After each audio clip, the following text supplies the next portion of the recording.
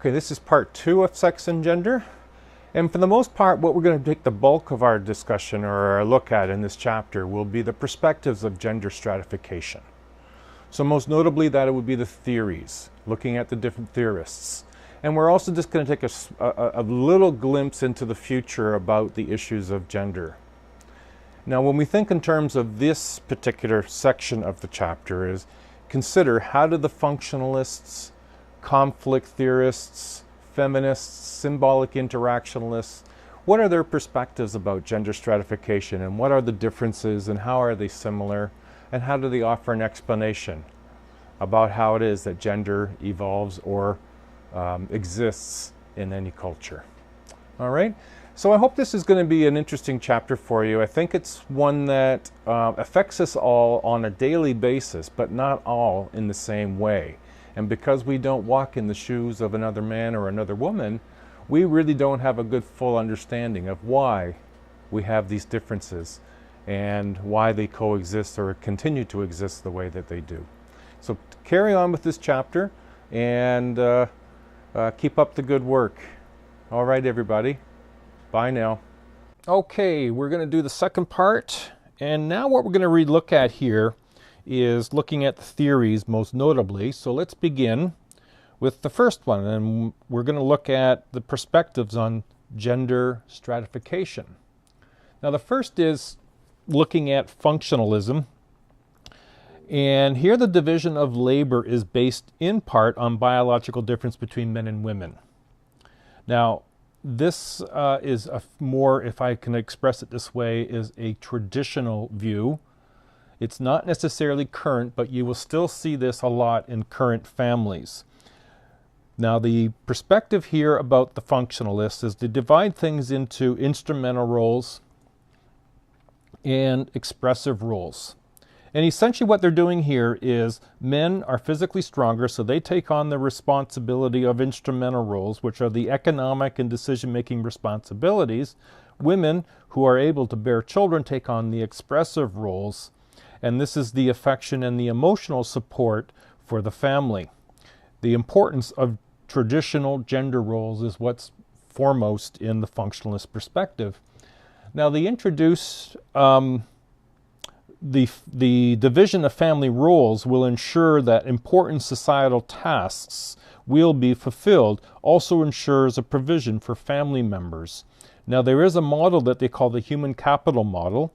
And the human capital model is acquired by, or human capital that is acquired by education and job training and can be measured in terms of the return on the investment. So women can leave paid work to have children, but they lose elements of human capital. They lose some degree of additional education or they lose some additional job training so that when they return to paid work, they have less human capital. And so oftentimes when women leave, they not only lose those opportunities, so maybe it's an opportunity for advancement, but it's also, if a relationship with their husband ends, they also lose benefits for not having been working while he continued to work. Now the second we'll look at is that of conflict. And the goal here is to complete, the goal of conflict as a theory at least is to equally value the paid work of men and women as well as their unpaid family work. Men still hold a major resource of power. Now resources for men, education, strength, and they receive more than women do in wages. The resources for women tend to be sexual resources, companionship, and emotional support to others.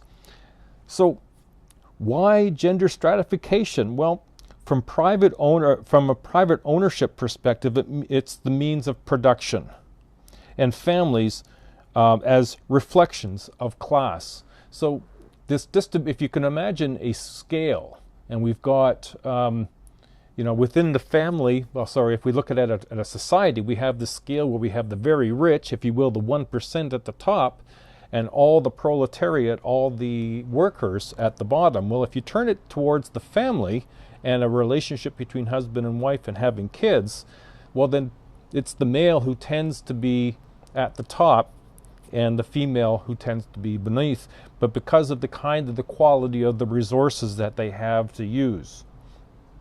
Now the feminists take this perspective a little further and explain that part of the reason that this, that they believe that women and men are equal, however, that they should be valued equally and have equal rights, but women experience subordination to male power, in large part because of patriarchy. And as I mentioned earlier, patriarchy is a male-driven or a male-dominated society. And that's what feminists feel hold women back from being equal to men, because in fact they are equal to men, but it's patriarchy that makes the experience feel unequal. Now, when we think about feminists, they come with a variety of perspectives. And I'm just going to post this up here. Don't forget, you could use your pause button to make notes on these different models of feminism. There's the liberal feminist, radical, socialist, multicultural, and postmodern. So feel free to stop and take some notes.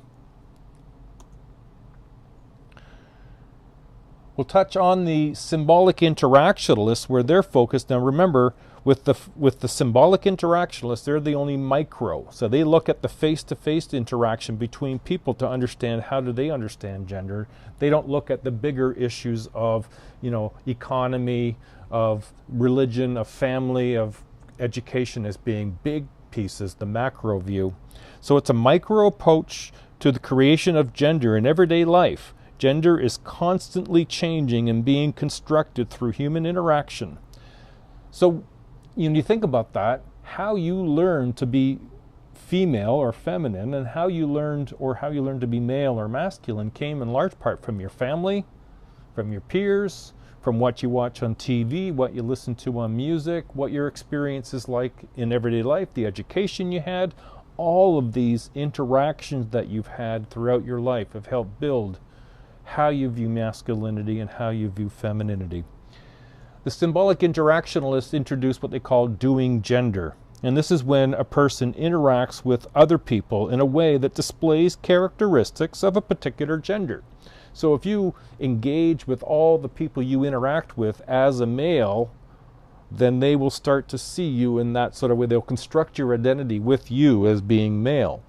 Now, if you're a female and you're doing that, and you take this male role, you may come up to some opposition, but also you may start to get people to be quite comfortable with this is just who you are. And so doing gender is the practicing of doing gender. Men or women who have made a transition, instead of having it almost on automatic pilot like you and I, who fall in line with the gender, my being male, I take on the role of male, my gender is male, so I don't think about what I do to be male. But someone who's transited from being female to male, I have a niece and I have a cousin, both who have made transitions from female to male. Every day they have to think about what it is to be male because it's not automatic. They weren't raised that way, so they're combating, if you will, what they've been taught and how to behave and how they want to behave based on what they think and feel they are. It's a different life experience.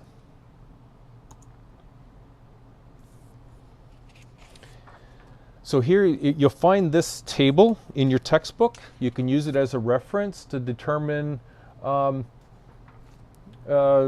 to get an overview of the different theorists. And then lastly, we'll just touch on is in the future, what's going to happen, or what can we expect? Well, there's a lot of things that could happen. I mean, equity laws have been passed. We might start to see some of that play out. Sexual harassment is criminal act now, and we might see that change over time to be much more severe.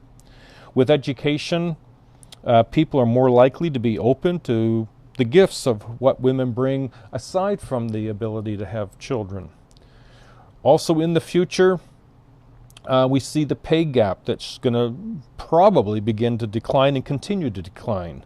More men are doing more family work, and it's contributing to the overall benefit. And if those children who are raised by families who do shared responsibilities, then those children will grow up to be men and women who can see the benefit of balance and egalitarianism. Chances are the double day, the second shift, is going to continue for women for some time until there's more balance in the overall perspective about what genders are capable of doing. Okay, there's a sort of a quick overview of the chapter on sex and gender. I hope you've enjoyed it. Take some time to go through the chapter, make some notes for yourself, and get yourself ready for the next stage. Thank you, everybody. Bye now.